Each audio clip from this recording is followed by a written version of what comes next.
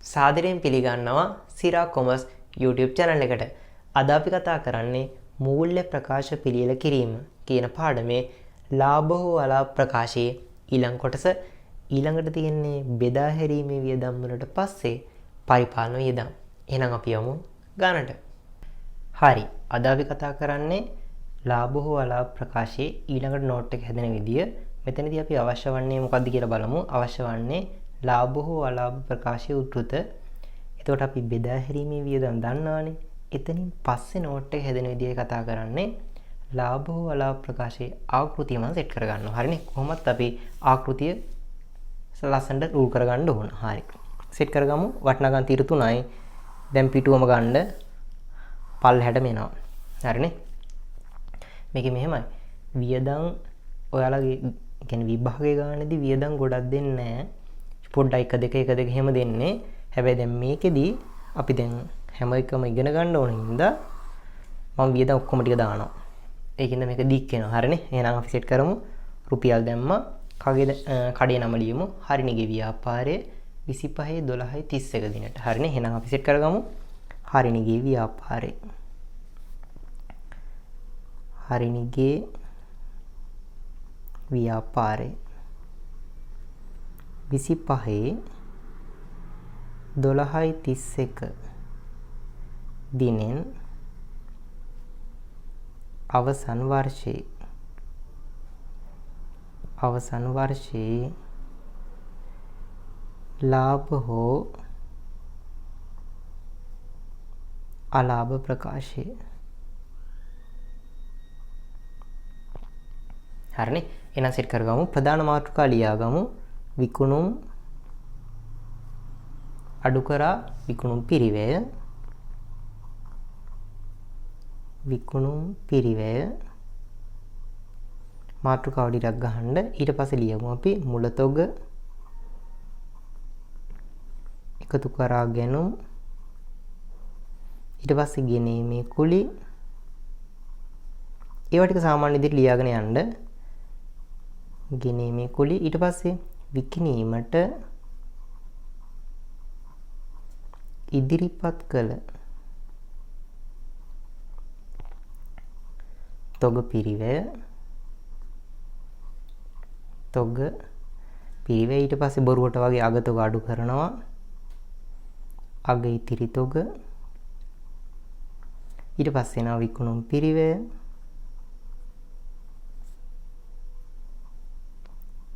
ඊට පස්සේ එනවා දලලාභය. ඊට පස්සේ එකතු කරනවා වෙනත් ආදායම්. ඔය දන්න ටිකනේ. වෙනත් ආදායම්.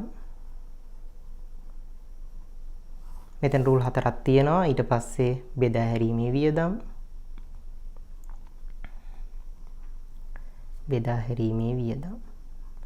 දැන් උතෙන්ට එනකන් දන්නවානේ. ඔන්න එතනින් පස්සේ බෙදා හැරීමේ වියදම් වලින් පස්සේ රූල් 6ක් තියන්න. බෙදා හැරීමේ වියදම් වල 6ක් තියලා අනිත් වියදම සෙට් කරනවා. පරිපාලන වියදම්.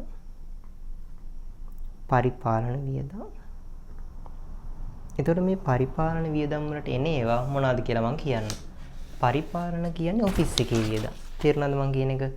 පරිපාලන වියදම් කියන්නේ පරිපාලන කරන යන්නේ කන්ට්‍රෝල් කරනවා වගේනේ. පරිපාලනය කරන්නේ ඔෆිස් එකකින්.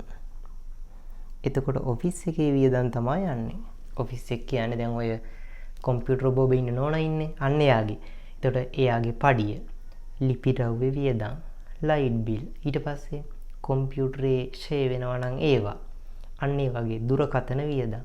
ඔෆිස් එක ඇතුළේ යන වියදම් තමයි මෙතෙන්ට එන්නේ. අපි වියදම් හම්බෙන පීරියඩ් මම එක පැහැදිලි කරන්නම්. ඔෆිස් එකේ වියදම් තමයි පරිපාලන වලට සෙට් වෙන්නේ. අපි දැන් මෙතන පරිපාලන වලට 7ක් විතර යනවා. කොහොමද ඉඳ තියෙනවනේ. හරිනේ. එහෙනම් අපි සාමාන්‍ය විදිහට උඩ ඉඳලා හදන් යමු. පරිපාලන අවසානයේ සෙට් එකයි. හරිනේ. ඔන්න යන්න. ඔයාලා වීඩියෝ එක යවනවා නම් යවන්න මේ හරියට එනකන්. ඊට පස්සේ පරිපාලන සෙට් වෙන්නේ. හරිනේ. ඔන්න යන්න. මෙන්න. මුලින්ම ඉන්න විකුණුම් ආදායම 8,70,000ක්. දාගමු. විකුණුම් මේ ඉන්නේ උඩම 8,70,000ක්. හරි. ඊට පස්සේ පිළිවෙලට දීලා තියෙන්නේ 25/1 තොගය. ජනවාරි 1 වෙනිදා. මුල තොගය කීයද? 14,000යි. එකක් දාගමු. මුල තොගය මේ තියෙන්නේ 14,000යි. හරි. ඊට පස්සේ ගෙනුම් ලක්ෂයයි. ගෙනුම් දාගමු. ගෙනුම් ලක්ෂය. මේ තියෙන්නේ ගෙනුම් ලක්ෂයයි. හරි. ඊට පස්සේ තොග ගෙනීමේ කුලී 5300ක්. එකක් දාගමු. ගෙනීමේ කුලී මේ තියෙන්නේ 5300ක්. අපි ලියන් තියෙන්නේ. හරි. ඊට පස්සේ පරිත්‍යාග ආදායම් 15000යි. වෙනත් ආදායම් වලට එහෙනම් වෙනත් ආදායම් වලට 15000 දාගමු. පරිත්‍යාග ආදායම්. හරි. ඊට පස්සේ ලද වට්ටම් 2700. ඒකත් වෙනත් ආදායම්. හරිනේ. එහෙනම් 2700ක් දෙවෙනි රුවරට. ලද වට්ටම්. හරි. ඊට පස්සේ කොමිස් ආදායම් 12000. කොමිස් ආදායම් වෙනත් ආදායම් වලට එහෙනම් 12000ක් කොමිස් ආදායම්.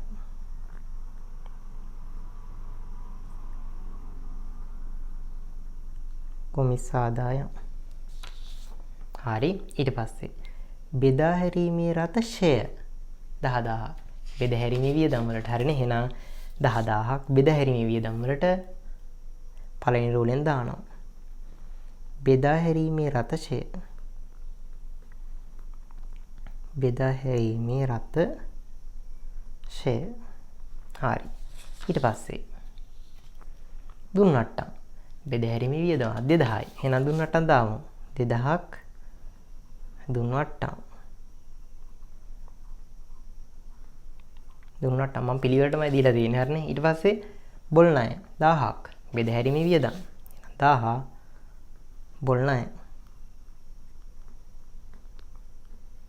හරි. ඊට පස්සේ විකුණුම් සේවක වේතන.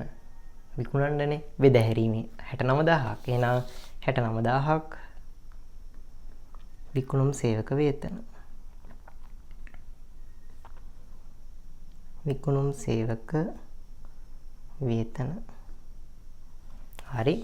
ඊට පස්සේ ප්‍රචාරණ වියදම් 7500ක්. හරිනේ. එහෙනම් ප්‍රචාරණ වියදම් දාගමු.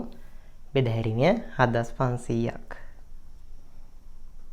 ප්‍රචාරණ වියදම්. හරි. ඊට පස්සේ මුද්‍රණ යන්ත්‍ර ෂෙය 8000යි. මේ මුද්‍රණ යන්ත්‍රය තියෙන්නේ කොහෙද? ඔෆිස් එකේ. එහෙනම් පරිපාලන වියදම්. මේ මුද්‍රණ යන්ත්‍ර ෂෙය කියන එක මම කියලා දෙන්නම් පොඩ්ඩක්. මුද්‍රණ යන්ත්‍රය කියන්නේ ෆොටෝකොපි මැෂින් එක කියලා හිතන්නකෝ. මුද්‍රණ යන්ත්‍රය දැන් හිතන්න ෆොටෝකොපි මැෂින් එකක් තියෙනවා. අවුරුදු කිහිපයක් පාවිච්චි කරගෙන යද්දී උක ගෙවෙනවා කියලා හිතන්නකෝ. ෂේ කියන්නේ ගෙවෙනව නෙමෙයි. ෂේ කියන්නේ ගෙවෙනව නෙමෙයි. සරලව හිතන්න ගෙවෙනවා. මුද්‍රණයන්ද ගෙවෙනවා. ගෙවිච්ච ටික 8000යි. ඔෆිස් එකේනේ පරිපාලන වියදම්. එහෙනම් අපි දාගමු. හරි. ඔන්න සෙට් කරනවාම මුද්‍රණ යන්ත්‍ර ෂේ 8000ක් පරිපාලන වියදම් වලට දාන්න. එහෙනම් පළවෙනි රූලට දාන්නේ මුද්‍රණ යන්ත්‍ර ෂේ. මුද්‍රණ යන්ත්‍ර ෂේ. හරි. ඊට පස්සේ ඔන්න ගොඩනැගිලි ෂේ. ඒකත් අර වගේ අපේ දැන් ඔෆිස් එක තියෙන බිල්ඩින් එක තියෙනවානේ. බිල්ඩින් එක ගෙවෙනවා චුට්ටක් ඔය ලී දිරනවා එහෙම වෙනවා කියලා හිතන්නකෝ. එහෙනම් ගොඩනැගිලි ෂේ. ඒකත් ඔෆිස් එකේ. එහෙනම් 14000ක්. එහෙනම් 14000 පරිපාලන වියදම්. මේක බෙදා හැරීමේ වැඩ. එහෙනම් ගොඩනැගිලි ෂෙය. ගොඩනැගිලි ෂෙය. හරි. ඊට පස්සේ මෙතන දුරකථන වියදම්. ඔෆිස් එකේ ඉන්නේ ටෙලිෆෝන් එක තියෙන්නේ. ඒකේ වියදම 5000යි. එහෙනම් දුරකථන වියදම් අපි දාගමු. පරිපාලන. එහෙනම් 5000ක්. දුරකථන වියදම්.